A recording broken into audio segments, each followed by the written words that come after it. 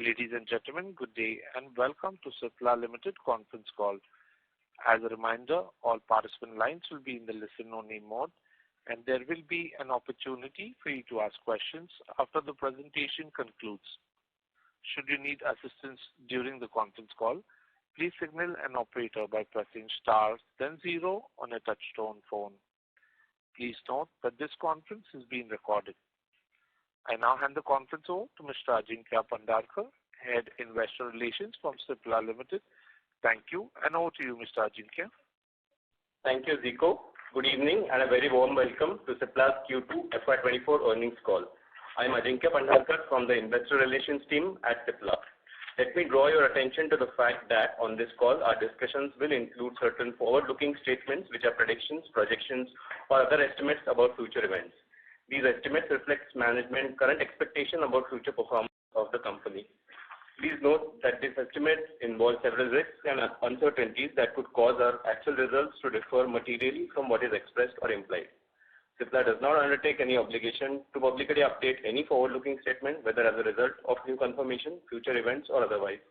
I hope you have received the investor presentation that we have posted on our website. I would like to request Umang to take over, please. Thank you, Ajinkya. Good evening to all of you. I thank you for joining us today for our second quarter earnings call for the year. In quarter 2 of FY24, we have continued the trend of strong performance, and we have recorded our highest ever quarterly revenue at 6,678 crores with a year-on-year growth of 15% and an EBITDA margin of 26%. This was made possible through double-digit growth across our core markets of India, North America, and South Africa. In our One India franchise, I'm pleased to share that the franchise has yet again posted a healthy year-on-year growth of 10% despite a weaker anti-infective sales and a slower consumer growth for our CHL business. This growth was largely supported by continuing faster than market growth in branded prescription, where we grew at 11% against the IPM growth of 10% as per IQVIA MAT.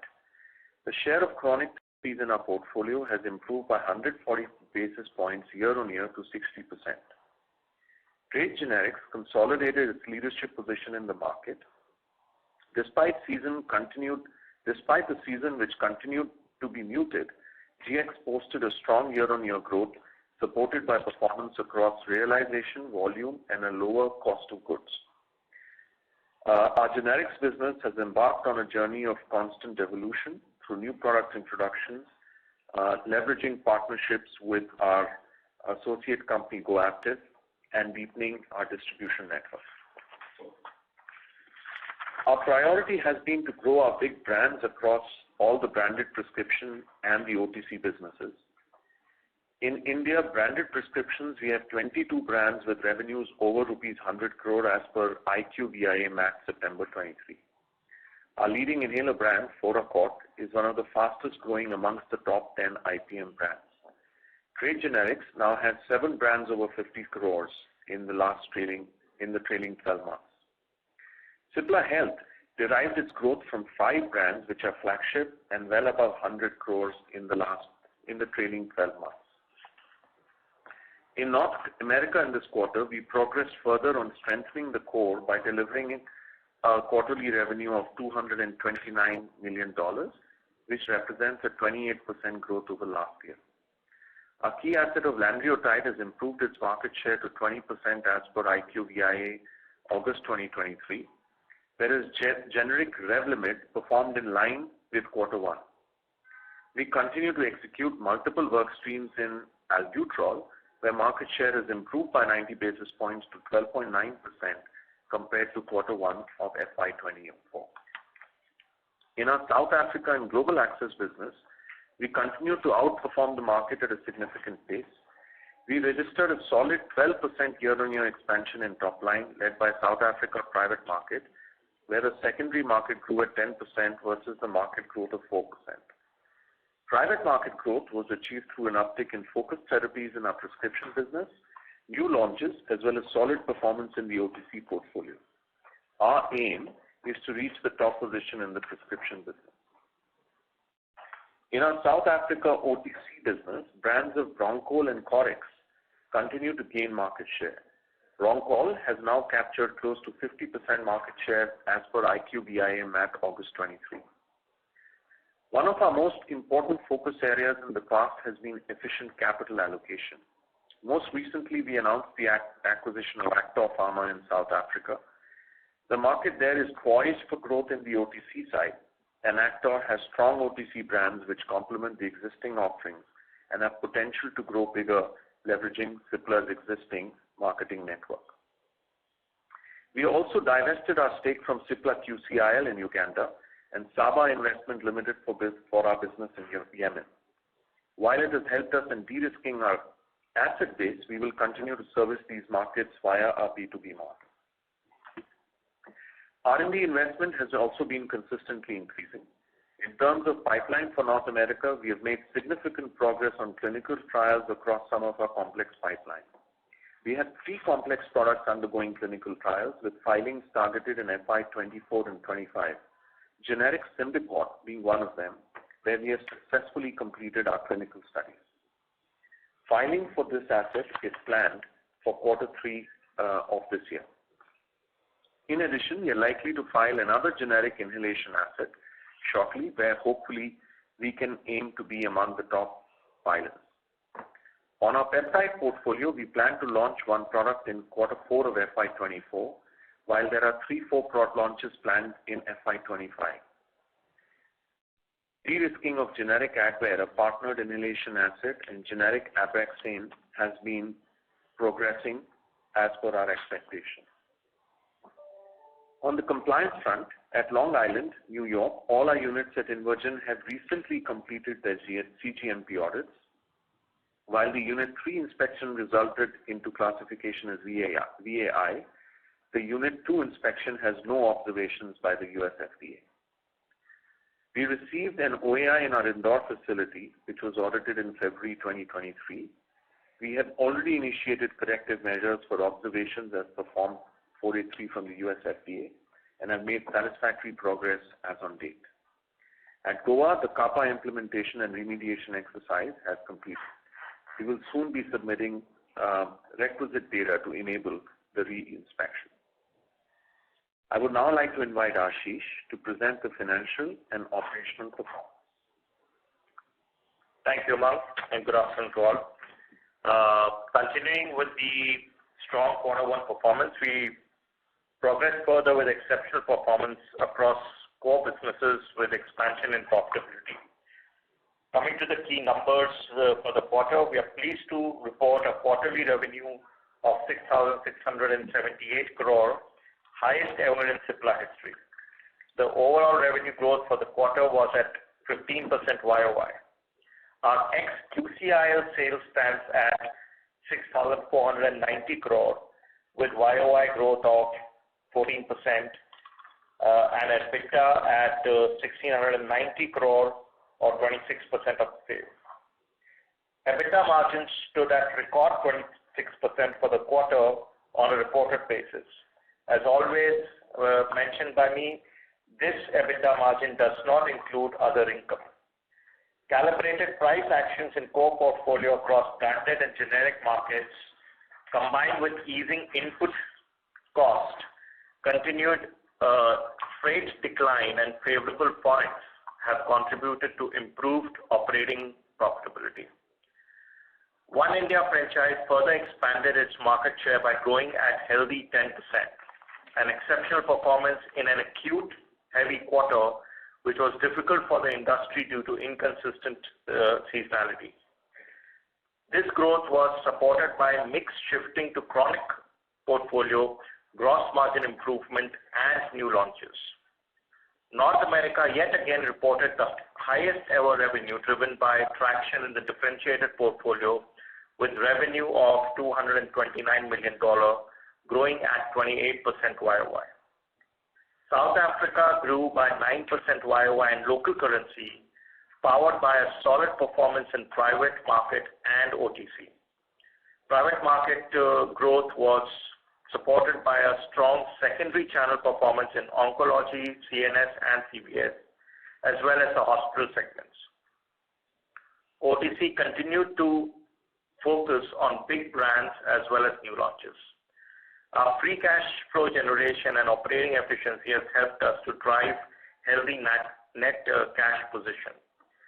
R&D investments for the quarter are at 379 crore or about 5.7% of revenue, driven by ongoing clinical trials on differentiated asset as well as other developmental efforts, higher in the quarter by 13% versus last year.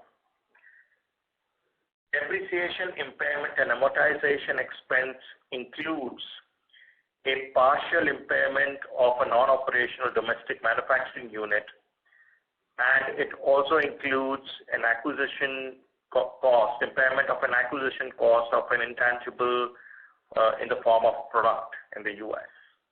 Both these totals up to impairment of about 53 crore.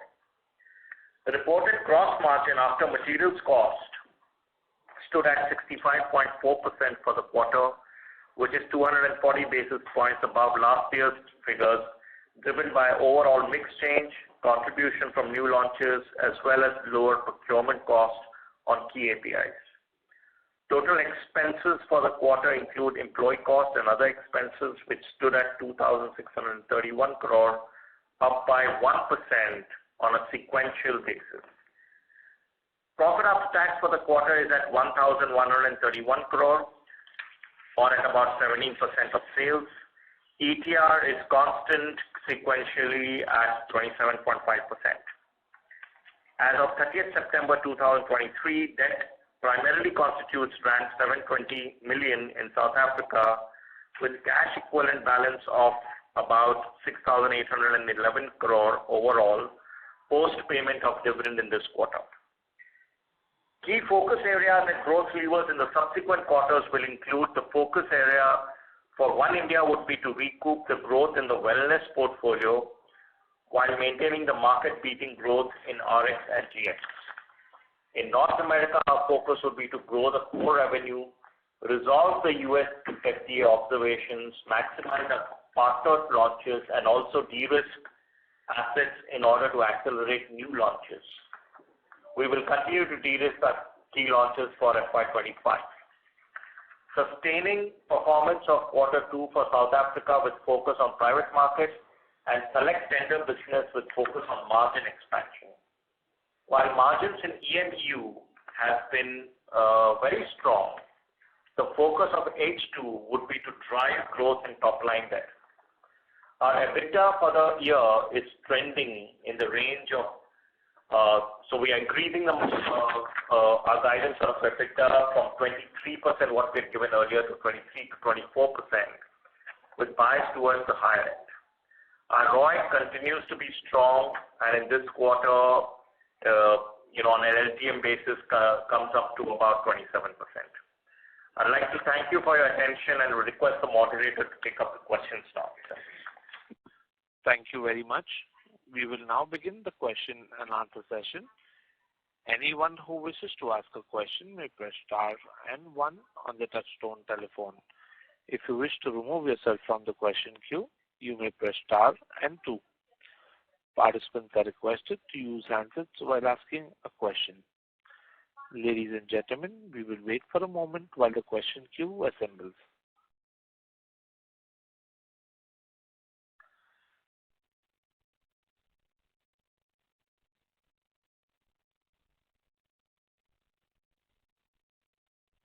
Our first question is from the line of Saion Mukherjee from Nomura Securities. Please go ahead. Yeah, thanks for taking my question. Just my question on India, you mentioned 10% growth in India. Now, if I were to exclude the acquisition that you did, it looks like the growth is around 7%, and you mentioned trade generics growing in double digits. Does it mean that the overall prescription and the consumer business is trending around 5 to 6%? And if that's the case, what's the reason for this slowdown, and how do you see this moving forward in the second half? So actually, Saion, the internal growth estimates for the branded prescription and the generic business are well over 11%. If you take out the acquisition, which is what you're doing, I think you have to take out from last year, we had a certain tender position in one of the products we had won, and that's basically replaced by the acquisition we've made. So core business growth, both on the RX and GX side, is close to and over 11%. So those businesses are growing stronger and much higher than market. I think on a consumer franchise, we've seen a fairly significant slowdown, more because of the weather pattern. We sell a lot of the ORS product, and I think we've not seen that level of sales of that product because of the weather pattern in Q2. And this result is fairly consistent with the category of beverage and with some of the other consumer products we've seen in this quarter. Having said that, I think this quarter we are looking at it bouncing back quite significantly. So no, I think the issue is the branded growth and the generic growth is very strong in the previous quarter. It's the consumer growth which had a little bit of an issue. Okay, great. The other question I had on expenses and on the margins. So your other expenses is quite flattish quarter on quarter, despite a seasonally sort of heavy quarter in terms of revenues and also R&D cost moving higher. So is there anything there, and how should we read this going forward? So, I think combination of two things. One is you must have noticed the improvement in your gross margin, which is flowing through your to your EBITDA, and that's primarily because of the mix change that has happened in the favor of chronic in India, as well as in North America. Some of our high margin products we've been able to do better. So it's combination of these two things that led to improvement in gross margin. And there is some bit of operating leverage that exists, due to which the increase in sales, your other expenses have got absorbed. And if you're comparing to just previous quarter, the previous quarter had some recall costs sitting out there of albuterol that we had talked about, which of course is not sitting in this quarter. So that has also led to improvement if you're looking at from quarter to quarter basis. Overall, fine. I think if you were to take the employee benefit expenses and the other expenses and total it between last year and this year, you're seeing about 11 to 11.5% increase. So, and from our business perspective, I think that's roughly the range that we will see year on year for the expenditure to expand. Understood. Yeah. Thanks a lot. I'll join that. Thank you. Our next question is from the line of Tushar Manudhane from Motilal Oswal Financial Services. Yes, thanks for the opportunity. So just with respect to the product which you have highlighted to be launched in FY24, the peptide product, if you could share some market size or competitive scenario for that product? I'm sorry, we can't give that detail due to the competitive nature of the product. So the market size as well, at least?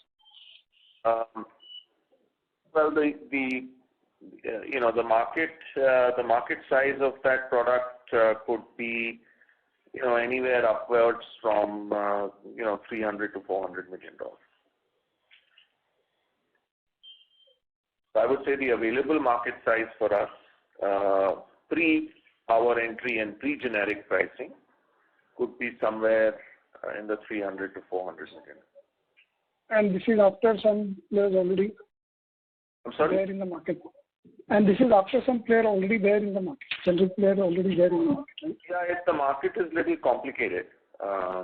So I think there is so there might be a player, but the market is fairly complicated. And with respect to one comment of generic filing which Cipla is expected to do shortly, so will that be subject to litigation? Would it be more like a para 4 filing? Yes, you could expect that. Yes, it would be a para 4 filing. Okay. And lastly, considering $230 million US sales, any ballpark range you'd like to give in terms of the analyzed run rate for the US generics? I think we are guiding to 220 to 225 as a sustainable range, at least for the next quarter going forward. And we don't know what will happen in quarter 4 because quarter 3 typically also has a little bit of buying on account of the holiday season. And then post that you'll have this peptide launch. So effectively then this run rate should ideally be much better, right? Well, yes, depending on how the peptide will scale and whether it will, it depends on when it launches within that quarter. If it launches right at the end, then the impact will be muted. If it launches right at the beginning, then obviously, there will be a full quarter impact. All right, so thanks. Thanks for this. Thank you. Thank you. Our next question is from the line of Aman Vij from AlphaStreet Investment Management. Please go ahead. Good evening, sir. My first question is on our diabetes portfolio. So if you can talk about how are we placed to take the advantage of the upcoming GLP-1 opportunity? Will we be participating in both the oral and injectable form? If you can talk about the same. Yes, I think the objective is that I think the first one that's probably going off patent is like in India is likely to be semaglutide. Liraglutide anyway is only available as an injectable. You have semaglutide and then you have dulaglutide. I think we will do sema. We definitely have plans for the oral version of the product.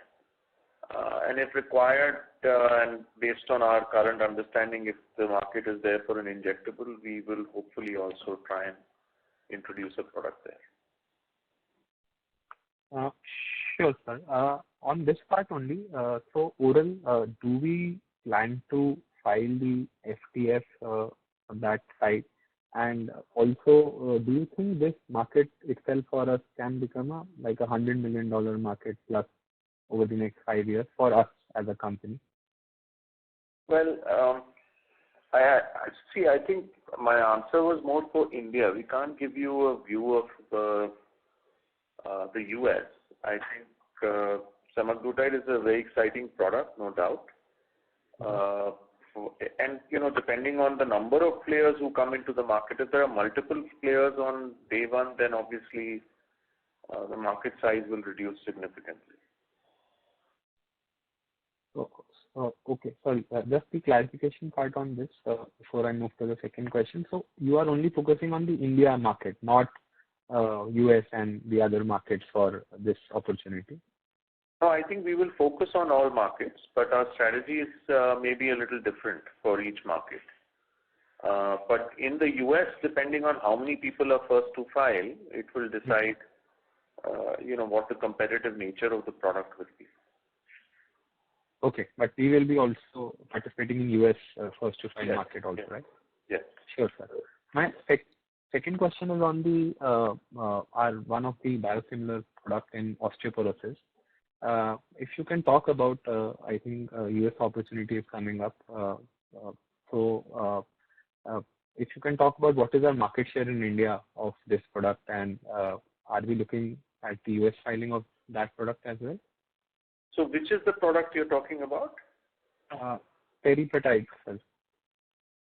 I think what the product we sell in India for Teri is, is not that large. So I don't think we will provide too much commentary. In fact, I don't think it's a very large product for us in any case.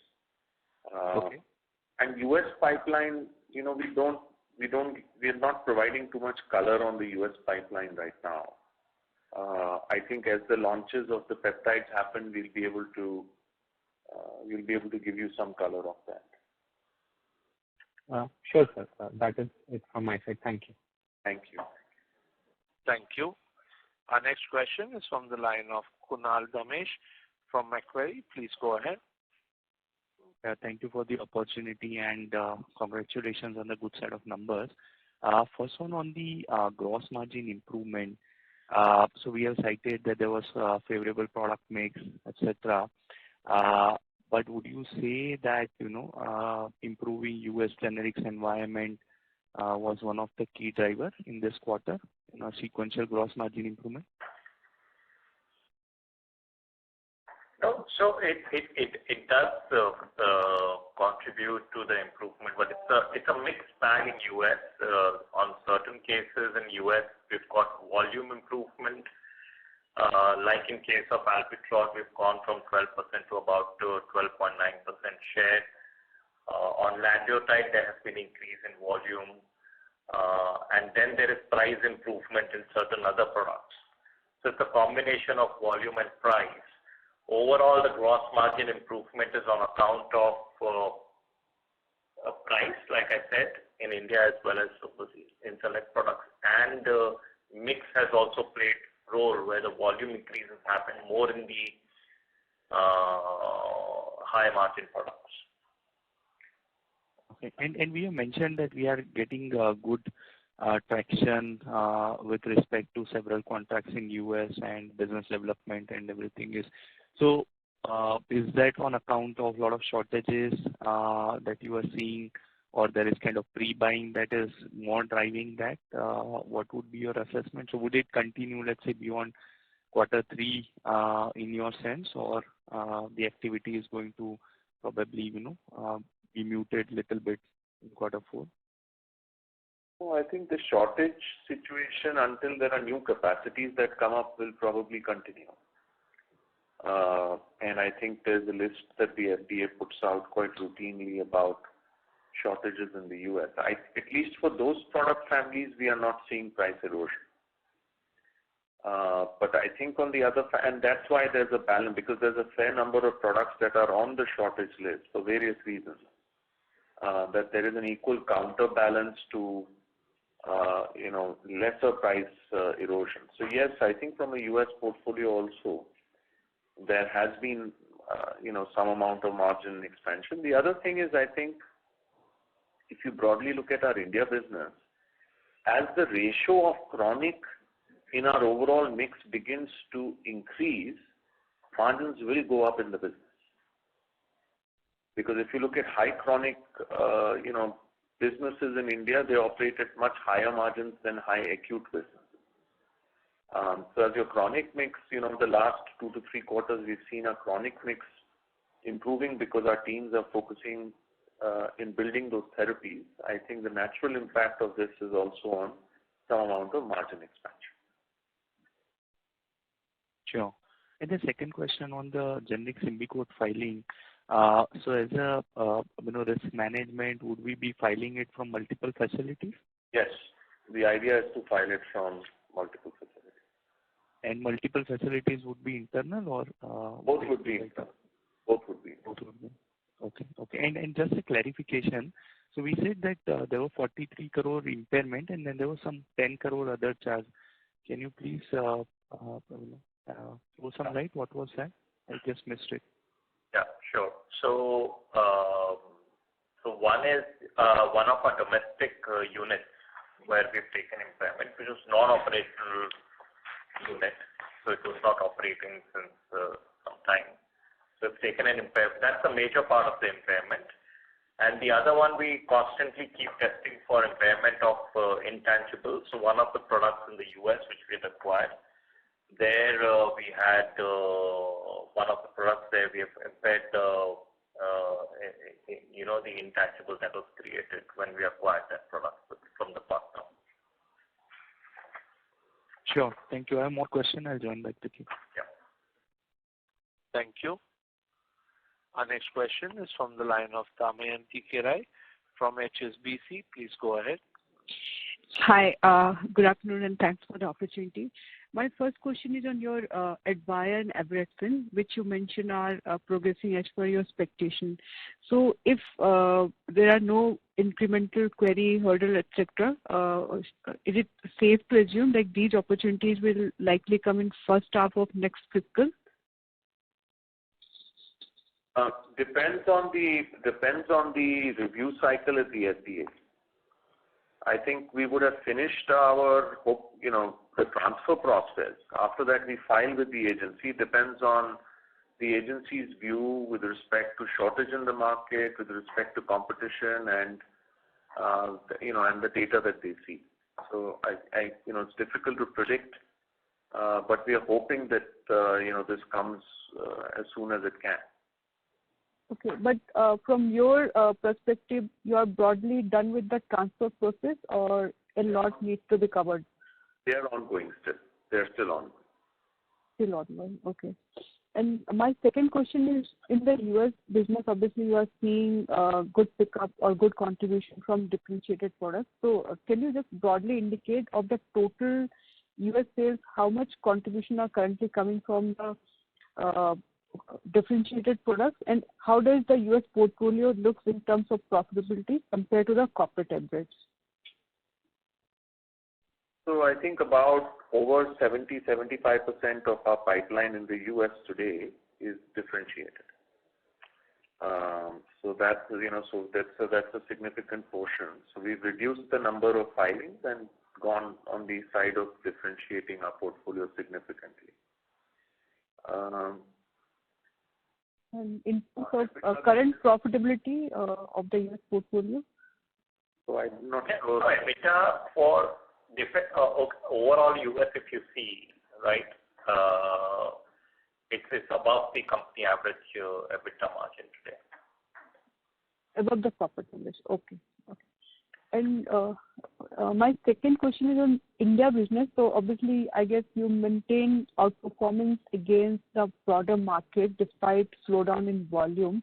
But if we see similar muted volume situation to persist in the market, how do you see your growth look for India getting impacted in near to medium term, or you remain comfortable that because of increasing chronic, you'll always be growing better than the market? No, I think in the therapies where we are strong, pediatric, respiratory, urology, anti-infective, in cardiac, we will expect to grow significantly higher than market. And I think if we are able to do that, then it's easier to show the overall growth for India. So, volume this year is also the impact of the base of the previous year.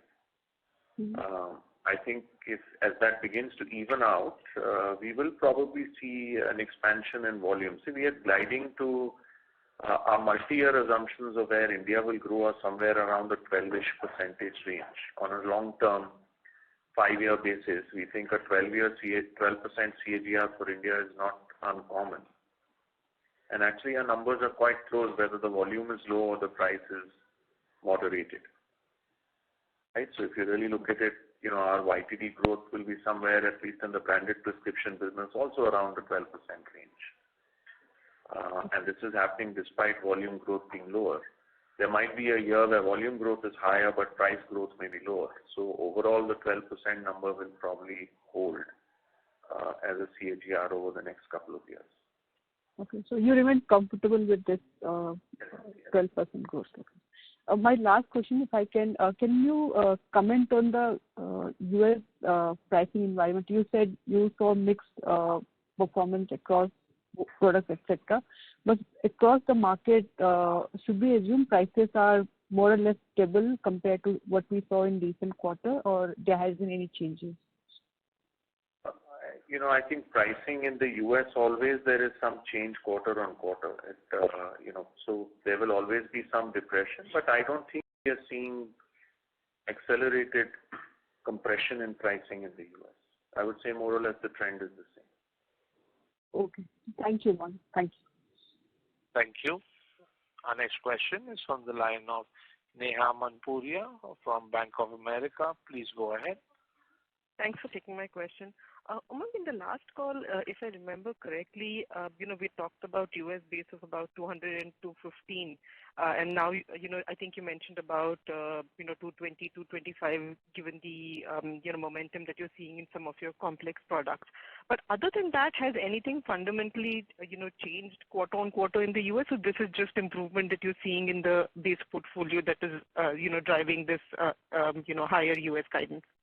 Yeah, I think, Neha, it's basically slight increase in our albuterol share, slight increase in the share of a few other product families, and also the share increase in lanreotide. Okay. And is there scope to improve that further? So just trying to understand if there's upside to this 225 number that we are mentioning. Yeah, so I think on lanreotide, specifically, we are looking at, incremental gains that we've seen historically to play out. It's never going to be a huge delta that comes in, but it will be something that creeps up over a period of time. And on albuterol, it's the same, right? We used to be high, then we came back down. Now we're beginning to go back up again a little bit. So it will be just that. It will be that, and then quarter on quarter buying patterns, there's always a little bit of at a 200 million base, there could be 3-4 million here or there between quarters. So realistically, from the previous quarter to this year, not so much of a delta, even though it was 215 to 230. I think, some of these share increases, some of that 3-4 million buying pattern shifts, I think you'll roughly get there. Okay, so it's not as if we've seen a material improvement in the pricing environment or a big upside from these shortage products that's driven this? No, not really. In fact, there's also a fair amount of demand for a set of products which I don't think the industry can supply, such as budesonide, etc., where frankly, whatever you can produce can be sold. Understood. And Ashish, on the margin guidance, again we have raised the guidance, but if I still look at the first half run rate, we're close to probably 25 versus the guidance that we have given. Based on your commentary, everything that you've mentioned in terms of gross margins, the India momentum, US momentum, are we expecting spend to go up? Is that the reason we're being conservative on the margin guidance, particularly given what we've seen in the first half, or is there some other dynamic that I'm missing out? Well, I think, Neha, maybe I can add, and then Ashish can comment. I think I'm not sure we will see expenditure going up. Because expenditure between last year and this year is up 11.5% or 12%. Yes. I think we may see some seasonal. We do a Baroque campaign in this quarter, which will probably result in a little bit of delta, but that's not significant to the overall margin hypothesis, the expense hypothesis. I think what happens is it's in India, first of all, the margin we've probably seen in the last quarter is the highest we've ever seen in our company. And I think it's a large portion of it is due to mix. It's not so much, anything that we've in the mix, and possibly some amount of abatement in the cost of procurement. But other than that, I don't think that there's enough. So I think in this quarter, I would not be surprised in the future quarters if our margin is not at the same level that it was in the quarter that's gone by, because the mix may change of the way our business runs. Sorry, Umang, to your point, because the mix in India, given a focus on chronic and, the higher investment, 75% of the pipeline being complex, the peptide launch coming up. So it's not as if the gross margin comes off from here. And if your costs are the same, leaving aside the quarter-on-quarter volatility, shouldn't this quarter's margin be sustainable? Well, not really, because I think what we've been saying is that the sustainable margins, the way we see it in this quarter, is in the range of 24 to 25. Because if you look at the type of mix we've seen this quarter is very different, hardly any anti-infective, and we know that there is some amount of anti-infective that comes in the winter months. Understood. So we see a delta there. And so so that's where we think our margin will be. And quarter 4 is always, Neha, very, very it's a reverse seasonality quarter for us. Yeah. So that's, and some part of the margin will compress in that quarter as well. Understood. Sorry, Ashish. Sorry to cut you. You were mentioning something. No, I think Umang has covered it. I think if you look at the second half, it's a combination of quarter 3, which we believe will hopefully continue to be strong as it has been. But quarter 4 is something that we are mindful of, and combination of the two will probably get us to about 24% overall for the year. Understood. All right. Thank you so much. Thank you. Our next question is from the line of Surya Patra from Phillip Capital. Please go ahead. Thank you for the opportunity, sir, and and congratulations for the great set of numbers. Sir, about US business, my first question is that whether is it fair to believe that kind of a dent that you would have seen in the albuterol, possibly that is been covered by new launches like Revlimid and all. Is that the understanding right? Because in terms of the prescription, there is a more than 20% kind of decline in albuterol that we are witnessing. So, sorry, your question is that the market share loss in albuterol, has it been made up by, so there are other products which have made up for that loss, like we talked about lanreotide, which has increased in volume, and there are other, the Exelant business as well, which has done very well in the first 2 quarters, which has helped us to get there. Okay, sure. And sir, since we have now crossed that 12-month period for Revlimid launch, or after Revlimid launch, we have crossed that 12-month period. So generally, there was a kind of a term that in the 12-month period, the volume limit means whatever the volume that one need to achieve, that will be based on the 12-month period achievement. So from that angle, is it possible to have a sense that what is the kind of volume that we would be tracking there in US so far as Revlimid is concerned?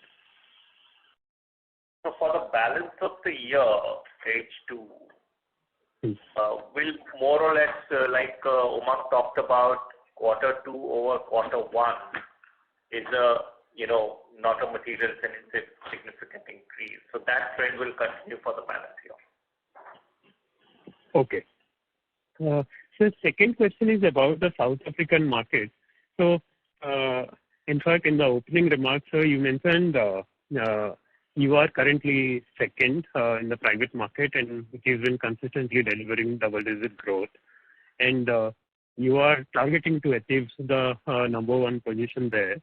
So, could you tell if that is achieved, then what would be the kind of a scenario in terms of the revenue mix the South Africa business would be having for us? So, see, I think if you look at the growth in US and in India, has been fairly strong, right? And US is about 25%, roughly, I'm just talking about 25% of revenue. India is about 40-45% of the revenue. So they form a significant portion, and they're going at double digit, right? So South Africa, even at 10%, they will still be at par or, in terms of growth with them. So therefore, the share of South Africa will remain same, even if they become number 1 for us. And I think the constant focus in South Africa is also margin for us, and we want them to get to close to company average margin. Therefore, the growth out there will always be calibrated to make sure that the margin is not compromised. And that's why you've seen over last many years, the shift that has happened from tender business to private market, and now looking at OTC as another lever of profitable growth out there. and Actor Pharma that we have acquired, which comes with a portfolio, there is a huge synergy that sits out there to actually leverage our distribution network to push those products in. And the success that we've seen in Corex and Bronco is likely to get replicated in Actor Pharma. So OTC is another leg of growth, like I said, for South Africa, which will help us with both growth as well as margin. Okay. Sir, is it possible to say that what could be the gap in terms of size scale between the number one play and the second play, so far as the private market is concerned? So I think we had given in the investor deck our market share. Why don't you send it after? Yeah, we can send it after the. Yeah. I think it's about 200 million rand in prescription. That's the gap that we have between number one and number two. So, yeah. Okay, sure. Thank you, sir. Thanks for that. Just one last question, sir, from my side about the domestic formulation business. So from the various studies, what it is available that respiratory segment, which is generally one of our leading segments, has seen some kind of a moderation in terms of growth. Possibly it is because of the high base of the last period. And despite that, we have seen a kind of improved margin scenario, what you were mentioning about the domestic formulation business. So is it not right that respiratory is one of the most profitable business considering our scale and the kind of end-to-end integration what we are having? So if you look at the IQVIA data, we've actually grown faster than the market in case of respiratory, and cardiac are the two, therapies where we've grown faster than the market this quarter. So not sure why you're saying that it's been subdued. And of course, like you have said, which is absolutely right, the margins in respiratory, because it's primarily in-house, is better, so we get the benefit of that. Okay. So that means once we see the revival in the respiratory, then possibly that will support the margin profile going ahead. Yeah, which we've already witnessed partially in this quarter and hopefully will continue in quarter three. Sure, sir. Yes, thank you. Wish you all the best. Ladies and gentlemen, in the interest of time and fairness to all participants, may we request all participants to limit the question to one per person to enable everyone to ask a question. Thank you. Our next question is from the line of Nitin Agarwal from DAM Capital. Please go ahead. Thanks for your question, Umang. Just following up on the US. I think if I remember correctly, for the last 2 quarters, you mentioned that the Revlimid sales have been broadly in line with what we were in Q4.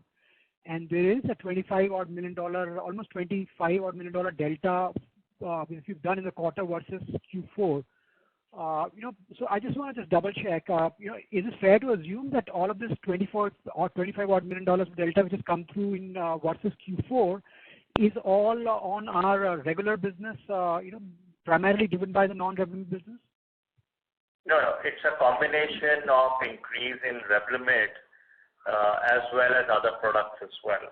So, I'm referring to quarter 4 to quarter 1. So there was some increase in Revlimid as well. In quarter 1 to quarter 2, there has been, insignificant increase in the Revlimid. Yeah. Okay. Thank you. Thank you. Our next question is from the line of Krishnendu Saha from Quantum AMC. Please go ahead. Hello. Hi, can you hear me? Yes, sir. Please go ahead. Yeah. Thanks for taking that question. Most of the questions have been answered, but just 2 follow-up questions. Albuterol, we had a market share of 16-17%, but I heard you said 12.5% or 9%. So when do we get back to the number? And number 2 on that, and another question is that The Goa plant MDI aerosol capacity increased by 200%, 128 million what I read. What is that Goa plant for which region does it actually cater to?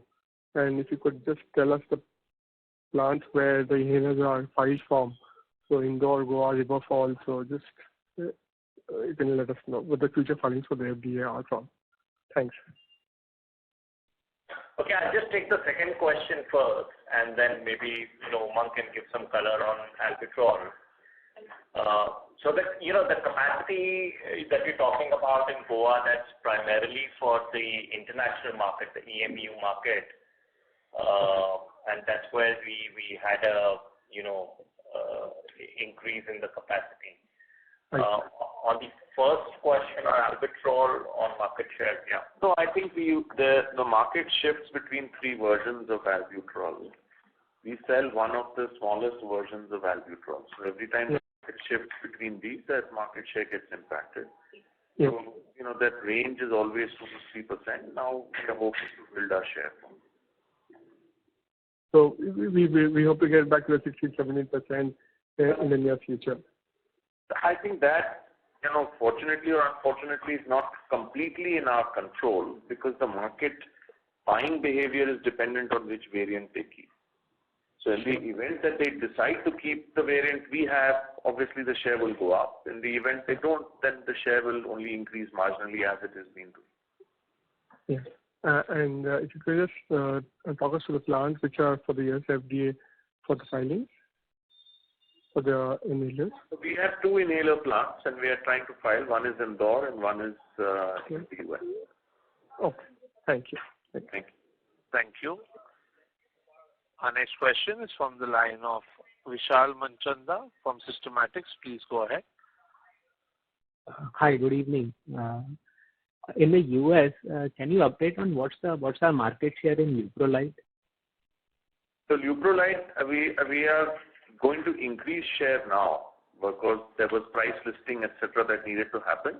Current market share is sub 3%. Actually, it's close to 1% right now, but it will be built up over a period of time. So it start ramping up as we have seen in case of Lanreotide. Yeah, I mean the trajectories won't be similar, but yes, we will be increasing market share. Okay.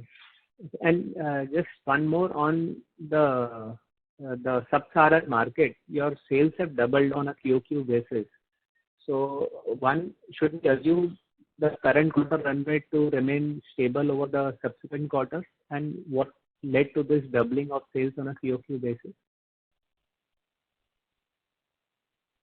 See, I think it's a combination of Saga is a combination of South Africa, Sub-Saharan.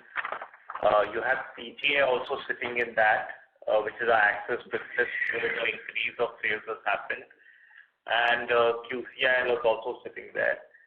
So the growth, we've seen some growth out there. Main growth is in QCIL, which is anyways under sales. So we will discontinue showing QCIL from next quarter. But of course, that is mainly tender business, so it comes at a lower margin. So yeah, so that's how you should look at the SSA numbers. Any broad sense on what would be a sustainable quarterly run rate for this market? It's a very small for the current year. Contributor to our overall revenue. So, and of course, it's a tender dependent, so it can, be lumpy as well. So keeping that in mind, it's difficult to talk about sustainability of that. But of course, like I said, QCIL will go away from the numbers. And what is the number that we should knock off for QCIL?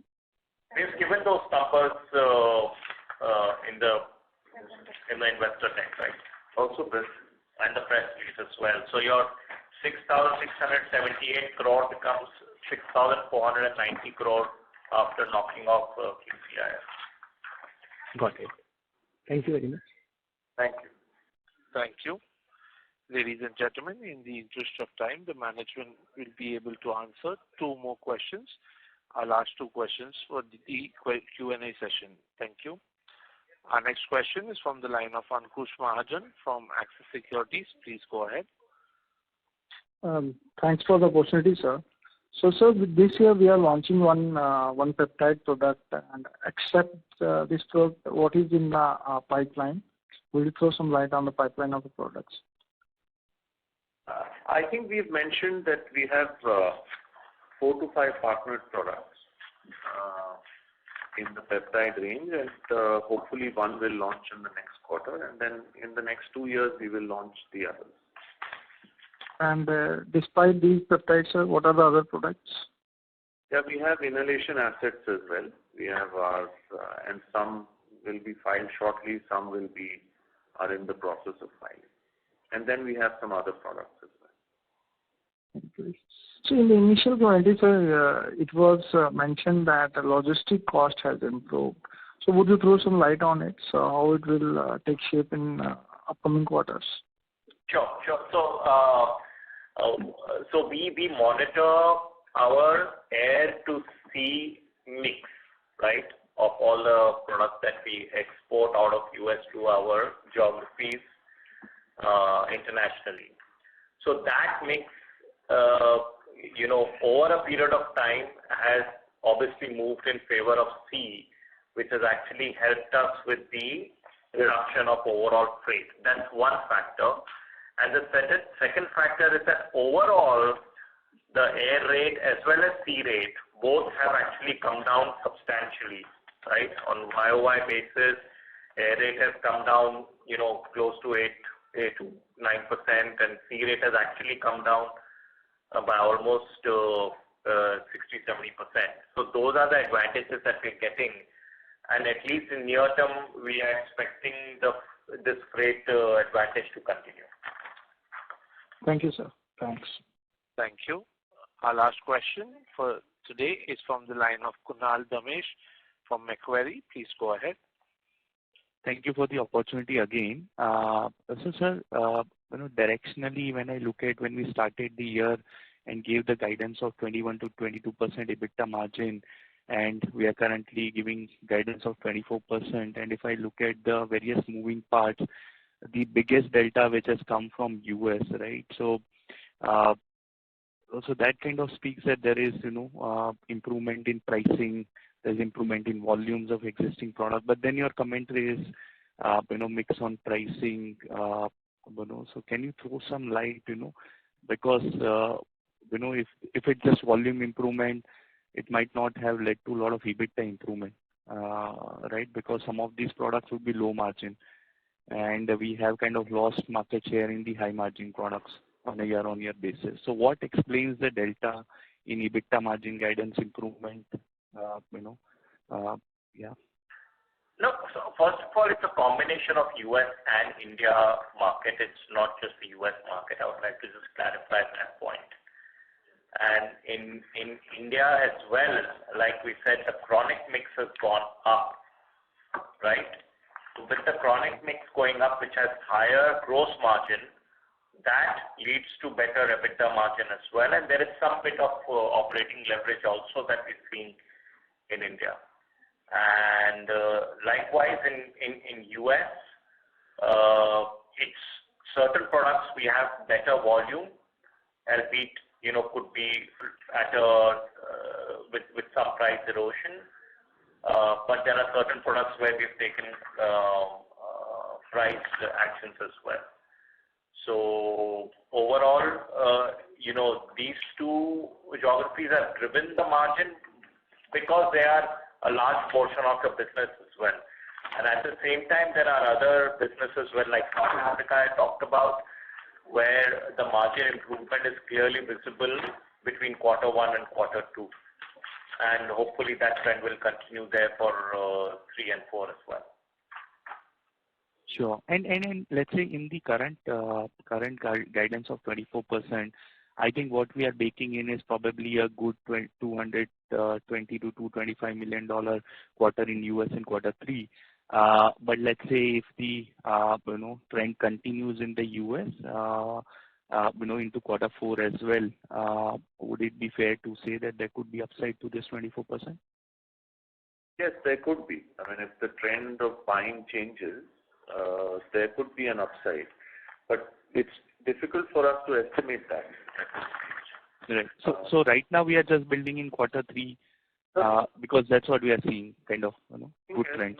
As if the certainty of launches in the US improves because of the remediation we are doing at our sites and the transfers, obviously our confidence on the margin will increase as well. So to answer your question, there are two businesses that actually three of our businesses are running ahead of their internal estimates, both on the top line and also on the bottom line. One is India, the second is the US, and the third is South Africa. And so there is a margin beat on account of all three that we have seen. And on our emerging markets business, we are running, even though we are running slightly lower than the internal estimates on top line, on bottom line we are running because of expenditure control almost to the same extent. So that is the reason that, I think the margin trajectory has improved. If you look at our costs overall, the cost basis is 11.5% over the previous year. So realistically, in our business, we never increase more than 11-12% of cost year on year. I think the real issue and the real increment we are getting is on the margin. Also, in the previous year, we had a fair amount of remediation cost built in on account of our facilities, which now is reducing because a lot of the remediation is already underway. Sure. And sir, last, what is the PLI benefit that we would have recognized in this quarter? Yeah, so that's part of the other operating income, and it has increased versus quarter one. We're not giving out the specific numbers, but there is an improvement there because of the products that qualify for this thing. And yeah. And just on the OpEx part, just to complete the picture what Umang was saying, I think with de-risking that's happening in the US, there could be marginal increase in the OpEx as well in the coming quarters. Sure. Thank you, sir. Thank you. Ladies and gentlemen, that brings us to the end of the Q&A session. I would now like to hand the conference over to Mr. Ajinkya Pandharkar for closing comments. Thank you for joining in. If you have any questions, please email us on investor.relations@cipla.com. Thank you once again and have a very good evening. Thank you. On behalf of Cipla Limited, that concludes this conference. Thank you for joining us, and you may now disconnect your lines.